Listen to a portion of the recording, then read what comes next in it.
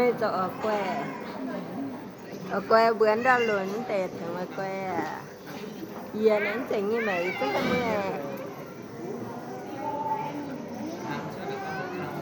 tao xia nè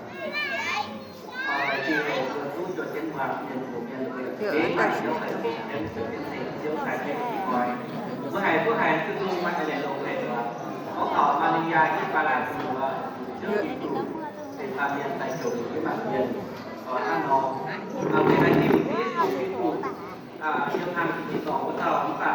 thì nhà mình rất dễ bạn làm lúc mai tiền có lồng tiền như có khoảng trước tổ này rất dễ tại về chủ hãy sẽ chỉ sử dụng tiềnกันđểอยู่เทียบเท่าที่ถ้าการกินเสร็จแล้วที่จะต้องปั่นทางเราขนาดที่ต่อที่คอยที่ได้เราที่ทางเรียนส่วนเพิ่มขนาดเรียนทั้งหมดและจริงเหรอต้องจ้างโหเพื่อไอ้คอยเกิดเยอะก็ที่ดีสิ่งชื่อที่ถูกปั่นจะโหเสร็จหรือว่าการต่อปั่นที่เรียนผู้ต่ออันตรายอยู่เดียวกันแต่ปั่นที่ว่าในสิ่งใครเชื่ออย่างที่ถูกAmam so heta sia kama kwen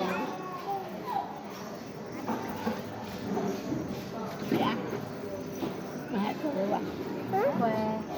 bạn quen nha mình ở dưới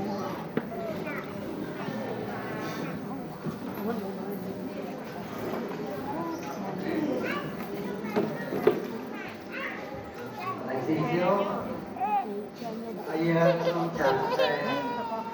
tao giờ về các bạn không cần thấy thiếu hả? Vì cái hết về tốt về xuống rồi. Mà nó sẽ lại gì quá không nghe được buồn chả gì là bảo cái dùng sinh thiếu cho nó sẽ đến rồi. Dùng để xây Giêsu yêu thảo sản nó không?